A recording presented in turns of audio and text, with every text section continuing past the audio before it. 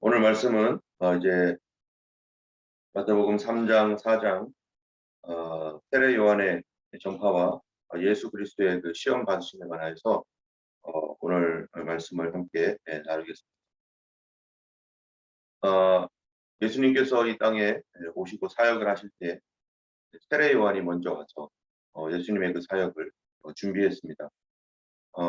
주님께서 오시는 그 길을 어, 예비하는 사람으로 성경에 기록된 대로 세례 요한이 와서 말씀을 전하는데 여기 성경에 보면은 먼저 3장 1절 말씀을 읽어보면 이렇게 말합니다. 그때 세례 요한이 이르러 유대 광야에서 전파하여 말하되 세례 요한이 전파한 곳이 어디냐면 광야입니다.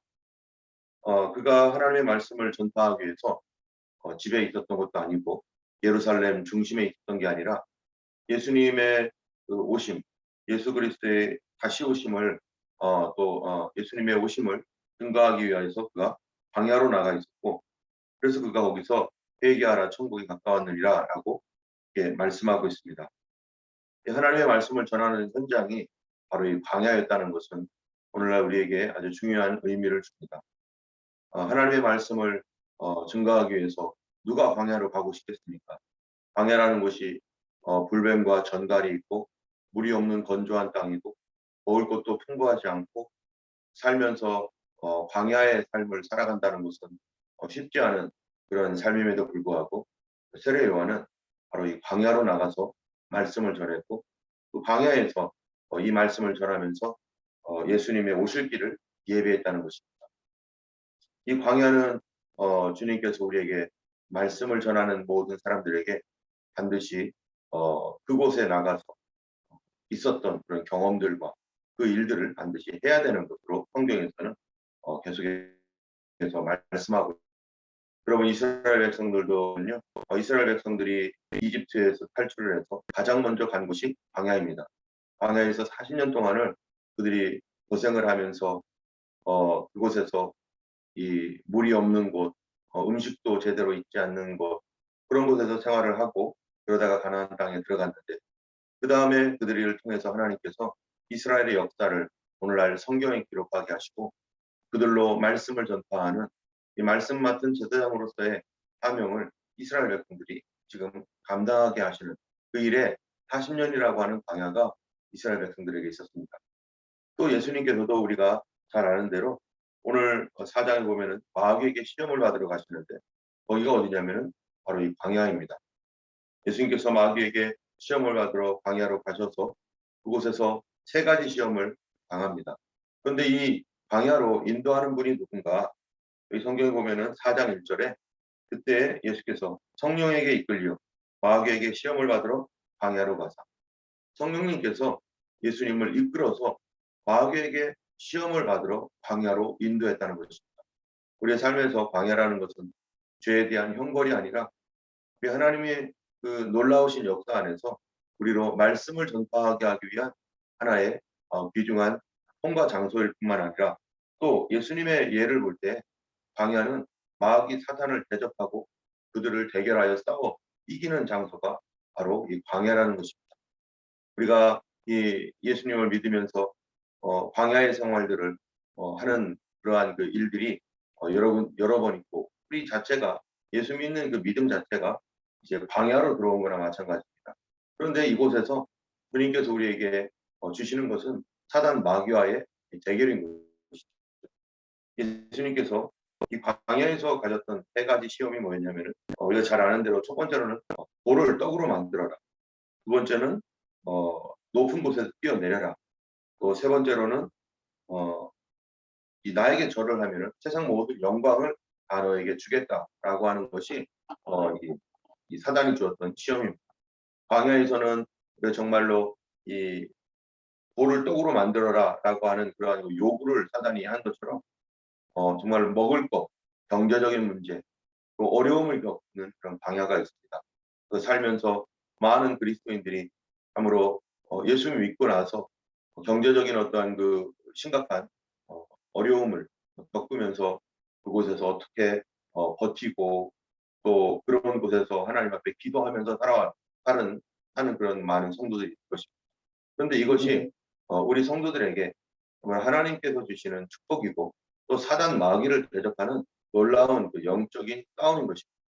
하나님께서 우리에게 어떤 경제적인 문제를 줄 때 이것을 통해서 우리를 죽이고 우리를 저주하고 하는 것이 아니라 오히려 이것을 통해서 사단의 그 돈으로 우리를 묶어버리고 돈으로 우리 삶을 좌우하려고 하는 이 사단의 역사를 깨뜨리고 이제 돈에 의해서 움직이는 것이 아니라 사람이 떡으로만 사는 것이 아니고 하나님의 입에서 나오는 말씀으로 사느니라 하신 말씀과 같이 우리가 말씀으로 사는 사람으로 바꿔주시려고 그거를 통해서 하나님께서 우리 사단의 머리를 깨뜨리는 우리를 돈으로 지배하고 먹을 것으로 지배하려고 하는 악한 권세를 깨뜨리게 하시려고 주님께서 우리를 광야로 인도하셔서 먹을 것이 없는 그런 상태로 우리를 이끌어 가시기도 하시는 것입니다. 사실 이러한 상황에서 우리가 어떻게 하겠습니까? 먹을 것이 없는 또 경제적으로 어려울 때 이곳저곳 뛰어다니면서 뭔가가 누군가의 도움을 받아야만 살 수 있는 그곳에서 하나님은 어떻게 하라는 거예요? 하늘에서 만나를 내리시는 하나님. 우리가 하나님께 기도하고 원망하고 불평하고 염려하고 두려워하는 것이 아니라 오히려 그때 하나님께서 하늘을 열어주셔서 우리에게 비를 내리시고 먹을 것을 내리시는 하나님이라는 것을 우리가 믿음으로 체험하도록 하기 위해서 하나님께서 우리에게 특별한 시간을 우리에게 주시는 것입니다. 때문에 이러한 때에 우리가 하나님 앞에 먼저 기도해야 될 것이고 우리에게 먹을 것을 주시고 입을 것을 주시고 또 신을 주시고 공급해 주시는 하나님을 하나님께서 체험하라고 우리를 광야로 인도하시고 또 예수님께서 먼저 그 일을 하셔서 거기서 그대로 하나님께서 이 배고픈 가운데 주님께서 그렇게 사단의 머리를 깨뜨려 버렸습니다. 여기에 4장 1절에 보면은 4장 4절에 예수께서 대답하여 이르시되 기록되었을 때 사람이 떡으로만 살 것이 아니요 하나님의 입으로부터 나오는 모든 말씀으로 살 것이라 하였느니라 하시니 이에 마귀가 예수를 거룩한 성으로 데려다가 이렇게 말합니다. 이 사단이 이 예수님께 돌을 떡으로 만들어라 하니까 예수님이 말씀으로 사는 것이다. 사람이 떡으로 사는 게 아니라 말씀으로 사는 것이다 하니까 사단이 더 이상 거기에서 뭐예요? 시험하지 못하는 거예요. 우리가 예수님 앞에서 믿음으로 살아갈 때 이 광야 속에서는 이 하나님께서 우리에게 이 돈으로 우리를 움직이려고 하고 이 세상 모두가 다 이 돈에 매여 가지고 그것 때문에 살아가잖아요. 저희도 그런 가정 가운데 있었을 때 더 이상 그 돈에 의해서 매이지 않고 오히려 하나님 앞에 기도하는 그런 사람으로 바꿔지도록 하나님께서 저도 훈련시키시고 또 우리 모두를 또 그런 것을 통해서 이제 어느 곳이든지 주님께서 말씀하실 때 돈의 문제에 의해서가 아니라 말씀 따라서 그리고 또 믿음 따라서 살아갈 수 있는 사람으로 바꿔줄 것입니다. 그래서 먼저 그의 나라와 그의 의를 구하라. 그리하면 이 모든 것을 너에게 더하시리라고 말씀하였습니다. 두 번째로는 사단 마귀가 예수님께 하나님의 아들이라면 뛰어내려라. 기록되었을 때 그가 너를 위하여 사단을 명하시리니 그들이 손으로 너를 받들어 발이 돌에 부딪히지 않게 하리로다. 사람들이 너가 뛰어내리면 그 모습을 보면서 너가 인기가 있을 것이고 많은 사람들이 알아줄 것이다. 그러니까 뛰어내려봐라. 하나님의 아들인 것을 모든 사람들 앞에서 한번 보여봐라. 라고 하는 이러한 시험을 합니다. 정말로 우리가 예수님을 믿을 때 이러한 시험들이 있어요. 사단이 광야에서 이런 시험을 하는 정말로 홀로 있고 소외되어 있고 아무도 나를 알아주지 않는 그런 장소에 있을 때 네가 왜 이렇게 있느냐. 너 같은 사람 너가 하나님의 아들이고 믿음이 대단하다면 높은 곳에 올라가서 뛰어내리듯이 사람들에게 너를 나타내라. 그리고 능력을 나타내봐라. 사람들에게 너 자신을 보여줘라. PR해라 하면서 자꾸 사람들 속으로 나타나서 사람들에게 나를 보여주고 나의 능력을 알려주고 이런 것들을 하라고 자꾸 사단이 유혹을 합니다. 어떤 경우에 우리가 성령의 은사를 받고 정말로 치유의 은사, 예언의 은사 또는 방언의 은사 여러 가지 은사를 받을 때요. 사단이 우리 속에서 뭐라고 말하겠어요? 치유의 은사를 사람들에게 보여줘봐. 그래서 많은 사람들이 네가 치유를 하고 너가 사람들을 이렇게 고칠 수 있다는 것을 막 보여줘봐. 뭐 방언을 할 때 방언의 은사를 예를 들어 받으면 어떻게 하겠습니까? 방언을 막 그냥 막 사람들에게 보여주듯이 막 다다다다다다 하는 거를 아무 때나 막 그냥 방언을 하게 해서 나 다른 사람들보다 방언 더 잘해. 그런 이런 것들을 막 보여주라고 하고 너의 능력과 은사를 보여주라고 하고 이렇게 하는 그런 사단의 시험들이 있습니다. 성도들이 많은 사람들이 은사를 받고서 오히려 타락하게 되는 그 이유 중에 하나가 바로 여기에 넘어졌던 것이죠. 그래서 내가 예언을 하고 내가 방언을 할 때 내가 치유를 할 때 그것이 마치 나에게서 나온 것이냐 사람들에게 일로 와봐 내가 기도해 줄게 나한테 와서 머리 안수해 내가 안수해 줄 테니까 한번 머리 드릴 여기다가 머리를 놓으라고 막 이러면서 자기가 무슨 왕이 된 것처럼 자신이 막 무슨 대단한 어떤 새로운 사람이 된 것처럼 예수님처럼 그렇게 되는 경우가 있습니다. 그런데 예수님은 뭐라고 말씀하세요? 이 또 기록되었을 때 주너희 하나님을 시험하지 말라 하였느니 우리가 하나님께서 나에게 섬기라고 주셨던 은사나 이런 것들을 다른 사람들에게 나를 드러내거나 나타내는 그런 대로 사용하는 것이 아니라 그것은 오히려 하나님을 시험하는 것이다라는 것 때문에 이 예수님은 지금 이 광야에 있으면서 그런 것들을 전혀 드러내지 않는 것. 우리가 반드시 이런 과정도 통과를 해야 될 것입니다. 예수님을 믿으면서 돈에 의해서 움직여지는 사람이 아니고 두 번째로는 다른 사람들이 나를 알아주건 못 알아주건 광야에서 조용히 있을 기간에는 주님께서 나를 거기에서 가만히 있으라고 하실 때는 그냥 가만히 있어야 되는 거죠. 예수님께서 나를 아직 드러내지 않고 주님이 나를 아직 덜 성숙하고 완성되지 않았는데 자꾸 사람들 앞에 나타나서 뭔가를 해보려고 하고 사람들을 이끌어 보려고 하고 막 이럴 때 오히려 사단이 우리 자신과 또 사람들을 어렵게 만드는 그런 시험에 빠지게 해서 그리스도의 일, 주님의 일을 하지 못하게 합니다. 여러분 감을 아마 드셔보신 적이 있을 거예요. 감은 언제 먹어야지 맛있습니까? 감은요 다 익어야 맛있습니다. 우리가 익기 전에 먹으면 너무 떨떠름해가지고 이거 뱉어버릴 수밖에 없죠. 그러니까 하나님께서 우리를 하나님의 사람으로 준비시키시고 또 때가 되어질 때 이제 어떤 일들도 하기도 하시는데 그때까지 하나님의 어떠한 때까지 정말로 믿음으로 기다리는 것 너무나 중요합니다. 세 번째로는 마귀가 예수님께 세상 영광에 대하여 얘기합니다. 세상 영광을 줄 테니까 나에게 절을 해봐라. 우리가 광야 속에서는요 세상에서 영광이 하나도 없습니다. 그냥 답답하고 또 힘들고 또 먹을 것도 별로 없고 또 태양볕 아래에서 고난이 있고 그럴 때 조금만 타협하면 조금만 거짓말하고 조금만 신앙을 포기하고 주의를 포기하고 또 내 믿음을 살짝 내려놓기만 하면은 돈을 벌 수 있고 또 이 사람 저 사람들이 나를 끌어주고 그럴 거라고 하는 어떤 유혹으로 나에게 절 한 번만 하면은 내가 이거 다 줄게 하는 이런 거짓말들로 사단이 우리의 믿음을 시험하고 무너뜨리려고 할 때가 있어요. 이게 다 광야죠. 이 광야는 성도들은 예수님도 통과하셨어요. 성도들은 다 통과할 수밖에 없고 이 광야를 통해서 하나님은 우리를 어떠한 사람으로 만드는가 여기 우리가 다시 처음으로 넘어오면요. 3장 1절에 그때 세례 요한이 이르러 유대 광야에서 전파하여 말합니다. 세례 요한이 유대 광야에서 뭐 했어요? 전파했어요. 그가 광야의 속에서 살았고 그리고 그 광야에서 전파했고 예수님은 광야에서 사단 마귀와 싸워 대결하여 영적 전쟁에서 승리했고 그리고 예수님이 이제 사역의 현장으로 가게 되었고 이스라엘 백성들이 40년 동안 광야 생활을 하면서 그들이 하나님의 백성으로서의 그런 말씀 맡은 백성으로서의 삶을 살아가기 위해서 그들은 광야에 갔습니다. 여러분 말씀의 권위를 얻기 위한 그 장소가 광야입니다. 광야를 통과하지 않은 사람과 광야를 통과한 사람이 말하는 것이 다릅니다. 광야를 통과하지 않은 사람은 머릿속에서는 예수님을 믿는다라고 생각하고 있고 그래 여러 가지 신학적인 지식도 있고 여러 가지 성경에 대한 지식도 있어요. 그러나 광야가 없어요. 그러면은 어떻게 말하겠어요? 이론적으로만 말하고 아무런 권위와 능력이 없습니다.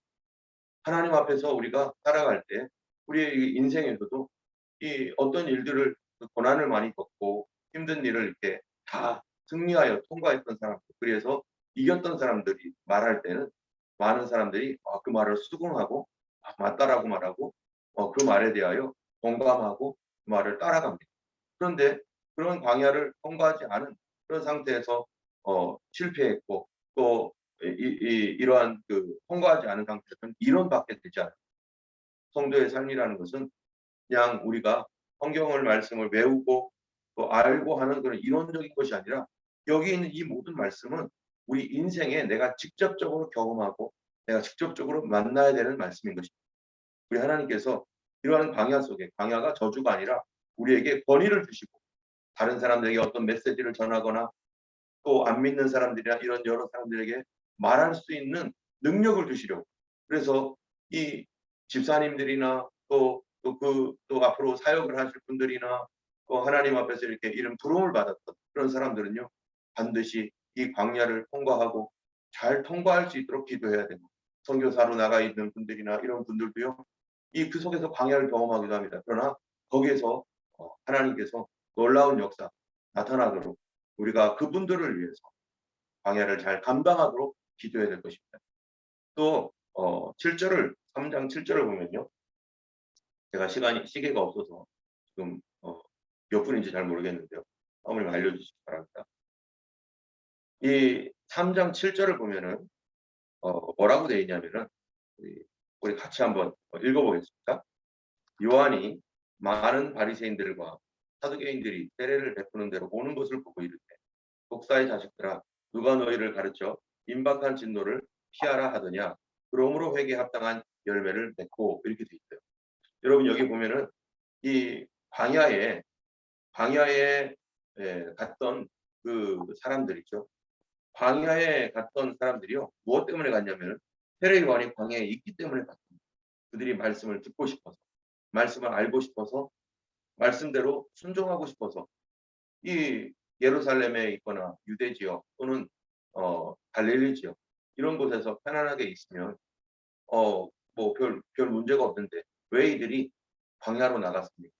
바로 이 세례 요한의 메시지를 듣기 위해서 광야로 나가서 이 광야로 나가서 이제 6절에 보니까 자기의 죄를 자복하고 요단강에서 그에게 세례를 받고 뭐 이런 일들을 했어요. 그런데 이 광야로 나가서 메시지를 또 받고 얘기하고 세례 받듯이 우리가 언제 세례를 받게 됩니까? 광야에 나갔을 때. 우리가 정말 어려운 일이 있고 힘든 일이 있었을 때 예수님께로 돌아오는 거. 예수님을 만나는 시간. 그렇게 되죠. 그런데요. 이 광야로 나갔는데 특히 세례를 받고자 나간 사람도 있는데 여기에 또 누가 있냐면은 요한이 많은 바리새인, 사두개인들 이런 사람들도 왔어요. 여러분 왜 바리새인과 사두개인들이 광야로 왔을까요?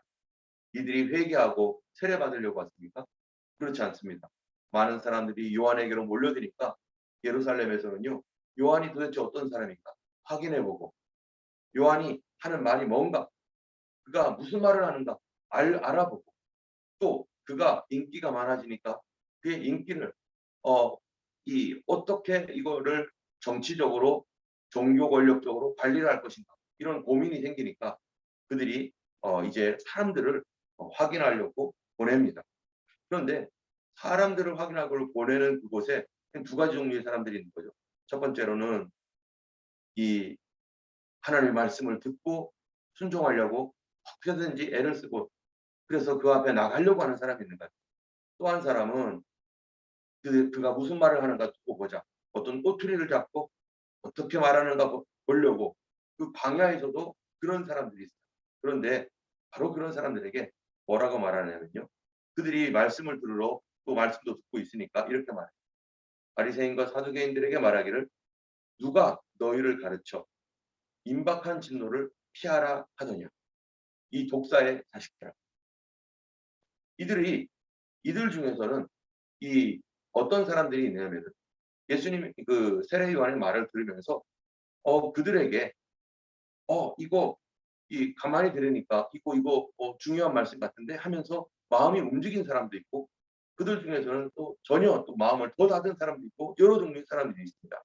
그런데 바로 바리새인 사두개인 그런 종류의 사람들에게 이 세례 요한의 말이 뭐냐면은 임박한 진노를 피하기 위해서 너희들이 왔구나.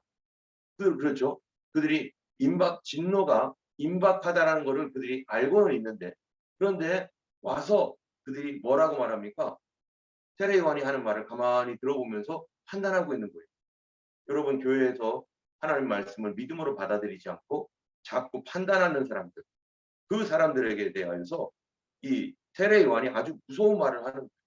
이 독사의 자식들아, 교회에 와서 하나님 말씀으로 믿음으로 받아들이고 영접하는 것이 아니라 자꾸 그것이 이 판단을 하는 쪽으로 가면은 우리 자신 안에 이 판단하는 영이 들어오고, 이 판단하는 게 누가 하는 것입니까? 사단이 하는 것이죠.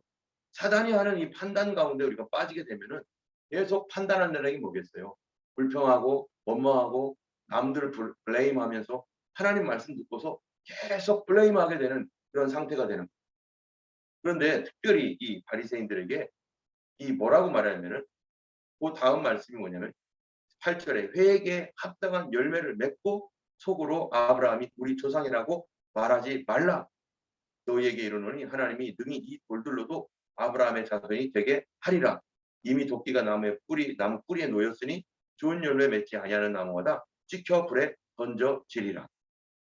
여기 보면은 이 사두개인과 바리새인들, 이런 사람들이 지금 임박한 진노에 대한 메시지를 듣습니다. 그런데 이 사람들이 스스로 말하기를 우리는 이 회개라는 것이 우리는 별로 필요가 없어, 이렇게 생각하는 사람도 있고, 또 어떤 사람들은 야, 이거 지금 심각한데 이거 어떻게 해야 되지? 라고 하면서 뭐는 안 해요? 회개에 합당한 열매는 안 한다. 다시 말하면은 여러분, 우리가 여기에 이 요한복음 3장 2절에 보니까 세례 요한이 회개하라 천국이 가까웠느니라 이렇게 말하고 회개에 합당한 열매를 맺어라 라고 말했는데요. 여기에 회개랑 비슷한 게 있어요. 회개랑 비슷한 말 중에 뭐냐? 하나가 뭐냐면 후회입니다. 후회. 아니, 이거를 만약에 이렇게 하면 어떨까요? 3장 2절에 후회하라 천국이 가까웠느니라. 말이 되겠습니까? 안 되죠. 후회한다는 것은 자기가 한 일에 대하여 탄식하기도 하고 괴로워하기도 하고, 잘못했구나, 내가 그러면 안 되는데 라고 하는 것이죠. 근데 회개는 뭡니까? 회개도 똑같은 감정이 있습니다. 내가 왜 그랬을까? 내가 그러면 안 되는데. 이렇게 하는 것은 잘못이야. 이렇게 하는 것이 이 회개의 또 다른 하나의 어떤 모습이기도 해요. 그런데 후회와 회개가 다른 게 뭡니까? 후회는요, 잘못했네, 어떡하지? 하고 끝나는 거예요. 근데 회개는요, 잘못한 거에 대하여 용서를 구하고, 그리고 다시는 그리로 가지 않도록 하기 위하여 하나님 앞에 기도하고 삶을 돌이키는 것. 다시는 그 길로 돌아가지 않도록 내가 내 삶을 바꾸는 것. 그래서 후회하라 천국이 가까웠느니라가 아니라 회개하라 천국이 가까웠느니라. 내 삶이 돌이켜져야 되고 내 삶이 돌아와야 되는 거예요. 그래서 8절에 회개에 합당한 열매를 맺어라. 그리고 속으로 아브라함이 우리 조상이라고 생각하지 말아라. 왜 이런 말을 하느냐? 이 사두개인과 바리새인들에게 이런 말을 하는 이유가 있습니다. 여러분, 이 첫 번째로는요, 두 가지 이유가 있는데, 첫 번째로는 이 사두개인과 바리새인은 회개는 안 한다는 거예요. 이 사람은 할지언정 하지 않는다는 거예요. 왜냐하면 그들이 가지고 있는 권력이 있고 기득권이 있고 그들이 가지고 지금까지 알고 있는 그런 생각과 이런 것들이 자기를 잡아서 주님의 말씀대로 회개하지 않게 만들고 이대로도 괜찮아라고 하는 잘못된 생각을 갖고 있기 때문에 그렇습니다. 그런데 예수님 말은 뭐냐면은 회개에 합당한 그런 표시도 없으면서 임박한 진노를 피할 수 있을 것 같냐? 회개하는 어떠한 그 자세나 회개의 삶도 없으면서 진노는 피하고 싶어하는 게 인간이죠. 우리가 마지막 때 예수님이 오신 이 세상에 심판을 받는다. 하나님의 심판 때 우리는 피해야 된다라고 하는 이런 메시지를 듣지만 그런 메시지를 듣긴 들어요. 그런데 뭐는 안 해요? 회개의 표시는 전혀. 여러분, 주님이 오신다라고 하는 거, 주님이 다시 오신다라는 얘기를 백날 들어봐야 뭐합니까? 뭐를 안 하면 회개의 표시가 없어요. 회개가 없어요. 그러면 임박한 진노를 피해야 되겠다라고 하는 그런 사람들이라면 뭐가 있어야 된다는 거예요? 회개가 있어야 된다는 거예요. 그런데 회개하지도 않으면서 임박한 진노를 피하려고 뭐를 하겠다는 거예요? 세례 받겠다는 거예요. 여러분, 세례가 진노를 피하게 만드는 그러한 이 능력이 있습니까? 그런데 회개는 안 하면서 진노를 피하기 위해서는 세례는 받겠다. 어떤 사람은 그런 사람 있죠. 예수님 오실 때가 다 됐으니까 이 변하지는 않으면서 그런 교회 다니면은 나도 그렇게 갈 수 있겠지 이런 생각을 하는 사람이라는 거죠.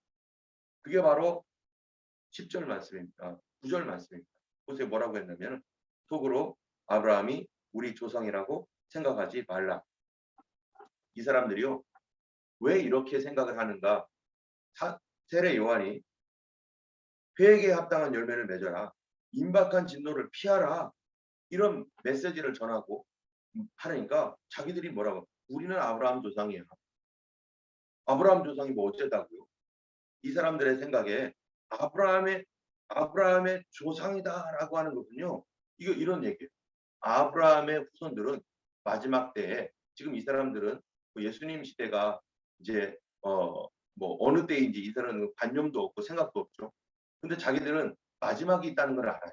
종말이 있다는 걸 알아요. 그러니까 이 종말의 시대에 이 아브라함의 후손이라고 하는 그 사실 자체만으로 하나님의 진노에서 나는 피할 수 있다. 아브라함의 공로, 아브라함이 이 했던 그런 이 공헌 신학이라고 말하는데 이런 공로가 나와 우리 조상들의 이런 공로가 나와 우리 후손들도 구원할 수 있다. 내가 어떻게 살든 아브라함의 후손이면 구원받는다. 그러면 이게 뭐가 비슷해요? 내가 어떻게 살든 상관없이 내가 교회 다니면 구원받아. 이거나 내가 어떻게 살든 상관없이 계획에 합당한 열매를 맺건 안 맺건 또 뭐 내가 무슨 일을 하건 진노는 나에게 없어. 내가 교회 다니니까. 이런 식의 생각들이 이 당시의 사람들에게 있었던 것입니다. 그러니까 우리는 아브라함 조상이야. 그리고 우리는 신학적으로도 올바로 그러니까 우리는 회개 안 해도 돼. 그리고 우리는 구원받아. 라고 하는 이러한 생각으로 인해서 그들이 우리가 아브라함 조상인데 아브라함의 후손인데 라고 하는 이런 생각. 다시 말하면은 그의 공로로 우리가 구원받아. 그런데 주님은 뭐라고 말씀하시는 겁니까? 이 세례 요한을 통해서 회개에 합당한 열매. 너가 정말로 믿는다면 하나님을 믿는다면 회개에 합당한 열매를 맺어라. 회개하라. 자기 죄에 대하여 슬퍼할 줄 알고 자기 죄에 대하여 괴로워하면서 그 죄에서 돌이키는 것. 슬퍼하고 후회하는 데서 끝나는 건 회개도 아닙니다. 그거는 안 믿는 사람들도 다 합니다.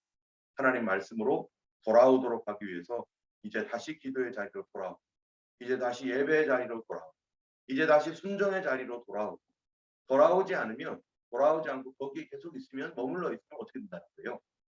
바로 임박한 진노에 피할 수가 없다라고 말하고 있는 것입니다. 때문에 우리가 이 땅에 살면서 나에게서는 과연 어떤 회개의 열매가 있는지 주님께서도 그 다음에 하신 일이 뭔가 하면요. 예수님께서 뭐라고 하셨냐면은 23절에 4장 23절 한번 보겠습니다. 4장 23절에 이렇게 말합니다. 예수께서 온 갈릴리에 두루 다니사 그들의 회당에서 가르치시며 천국 복음을 전파하시며 백성 중에 모든 병과 모든 약한 것을 고치시니 예수님께서 온 갈릴리를 두루 다니시면서 천국 복음을 전파하셨다고. 여러분 천국 복음을 전파했는데 그 첫 번째 복음의 메시지가 뭡니까? 예수님의 첫 번째 복음의 메시지. 바로 17절에 있습니다. 17절 읽어보면요. 이때부터 예수께서 비로소 전파하여 이르시되 회개하라. 천국이 가까웠느니라. 그럼 회개가 도대체 뭡니까? 회개와 천국을 자꾸 갖다 놓습니다. 이 세례 요한도요. 회개하라 천국이 가까웠느니라. 3장 2절. 그리고 마태복음도 회개하라 천국이 가까웠느니라. 마태복음의 17절에 회개하라 천국이 가까웠느니라. 똑같습니다. 천국이라는 것이 어디입니까? 하나님의 나라죠. 하나님 나라에 들어가려면 뭐가 있어야 된다는 거예요? 회개가 있어야 됩니다. 다시 말하면 오늘날로 쉽게 말하자면 이런 거죠. 우리가 여기에서 이 호주에 살고 있습니다. 호주에서 예를 들어서 영국을 가야 돼요. 영국을 가려면 뭐 받아야 되죠? 그냥 비행기 티켓만 사면 갑니까? 그렇지 않죠. 반드시 비자가 있어야 돼요. 미국을 가려고 해도 여기서 또 비자를 받아야 돼요. 거기서 영원히 가려면 영주권 받아요. 그냥 비행기 티켓 샀다고 그냥 가는 게 아니라 허락을 받아야 돼, 비자. 이 천국 가기 위한 비자. 하나님 나라 백성으로서 살고 천국에 가는 하나님 백성으로 사는 데 있어서 필수적인 비자가 뭔가? 그거는요. 회개의 증거가 있는, 내 죄 용서받은 증거가 있는. 어제 우리 말씀처럼 예수님은 누구시라고 했어요? 바로 이 성령으로 거듭난 자의 조상이라고 했어요. 우리가 성령으로 거듭나야만 예수님의 후손이 되는 것이고, 그런데 성령으로 거듭나기 위해서 사도행전에 보면 뭐라고 하고 있습니까? 너희가 각각 예수 그리스도 이름으로 세례를 받고 죄 사함을 받으라. 그리하면 성령을 선물로 받으리. 성령의 선물을 받는 데 있어서 가장 중요한 것은요. 너희가 각각 예수 그리스도 이름으로 세례를 받고, 세례 받는다는 게 무슨 말입니까? 내가 예수 믿겠습니다. 고백하고 예수 믿기로 결단하는, 그리고 죄 사함을 받으라. 죄 사함 받는다는 건 뭡니까? 주님 나의 죄를 용서해 주세요. 내가 죄 사하는 것이 아니라 예수님이 내 죄를 용서하십니다. 세례를 받으면서 주님 내가 죄인입니다. 날 용서하시고 날 받아주세요. 라고 하는 것이고, 그런 신앙의 고백이고, 그리고 주님 앞에 그 죄사함, 나의 죄 앞에를 고백함으로 너희가 만일 우리가 우리 죄를 자백하면 저는 믿으시고 위로사 우리의 모든 죄를 사하여 주신다고 하신 대로 내 죄를 용서받는 그런 고백이 있어야 되는 것이고, 그 다음에 또 주님이 우리 죄를 용서할 뿐만 아니라 이제는 성령을 보내주셔서 우리로 하여금 성령으로 거듭난 사람, 그러기 위해서는 바로 이 회개라고 하는 것은 성도들에게 있어서는 회개의 증거가 있는가, 죄 용서함 받은 증거가 있는가, 그리하여 성령을 받았는가, 이것이 예수 믿는 참된 그리스도인의 핵심적인 증거인 것입니다. 우리 교회 성도들 가운데, 우리 가족들 가운데 아직 이런 증거가 없는 사람들, 우리가 그들을 위해서 기도하는 것을 쉽게 말해야 될 것입니다. 오늘도 우리가 기도할 때 우리 기도가 참으로 우리 뒤에서 마치 향연처럼 펑펑 이렇게 막 솟아 올라가는, 하나님 나라로 올라가는 그런 그 연기와 같은 기도가 우리에게 오늘 이 시간에 우리에게 충만하기를 원하고, 이 기도를 통해서 바로 백부장이 그 예수님께 간구했던 것을 통해서 그 종이 고침받고, 또 수로보니게 여인은 그 딸을 위하여 예수님께 나와서 그 자녀를 위해서 기도했던 그 기도를 통해 아무래도 자녀가 귀신에게서 해방되고 그가 새로워졌던 것입니다. 우리 주님 앞에 오늘도 우리가 기도할 때 주님, 아직 안 믿는 자녀, 아직 거듭나지 못한 자녀, 아직 성령을 알지 못하는 자녀들에게 주님께서 회개케 도와주시오. 그들이 회개에 합당한 열매를 맺을 수 있도록 마음을 하여 그들이 변화되어서 이제는 새로운 삶을 살아갈 수 있도록 주님 그들에게 기회를 주시고 주님 역사해 주시기를 위해서 우리가 반드시 기도해야 될 것입니다. 우리 하나님 나라에 갔을 때 회개의 증거가 있는가 물어보실 것입니다.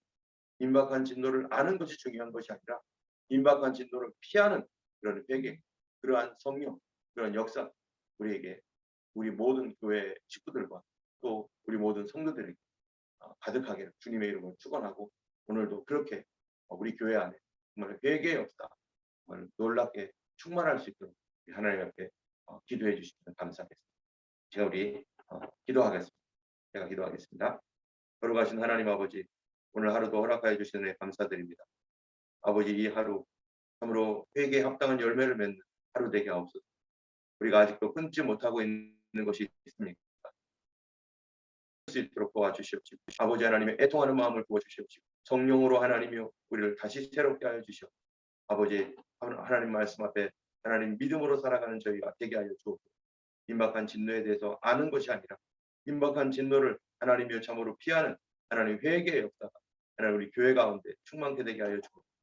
또한 아버지 하나님 우리 자녀들 가운데 아직 하나님 예수님을 알지 못하고 영접지 못한 자녀들, 하나님이여 회개하고 복음을 믿으라. 그리하면 성령을 주시리라 말씀하셨던 것처럼 하나님이여 그들에게 아버지 하나님 회개의 영을 충만하게 부어주시고 성령을 부어주시고, 하나님 나라와 복음을 위해서 하나님의 청년 시절 때 하나님 젊은 시절에 아버지 하나님이여 참으로 주님 앞에 쓰임받게 하시고, 아버지 하나님 후회하는 인생이 아니라 회개한 인생으로 하나님 열매 맺는 인생으로 살아가게 하여 주시옵소서. 오늘도 기도할 때 성령님 도와주시고 오늘 하루 모든 일정들 주님과 동행하는 그러한 귀한 하루 되게 하여 주시길 간절히 원합니다. 우리 주 예수님으로 드렸습니다. 아멘. 하늘에 계신 우리 아버지 이름이 거룩히 여김을 받으시오며 나라의 임하옵시며 뜻이 하늘에서 이룬 것 같이 땅에서도 이루어지이다. 오늘날 우리의 일용할 양식을 주옵시고 우리가 우리에게 죄 지은 자를 사하여 준 것 같이 우리 죄를 사하여 주옵시고 우리를 시험에 들게 하지 마옵시고 다만 악에서 구하옵소서. 이게 나라와 권세와 영광 아버지께 영원히 있사옵나이다. 아멘. 감사합니다. 오늘도 승리하시는 하루 되기를 예수님의 이름으로 축원합니다. 다 같이 기도하겠습니다.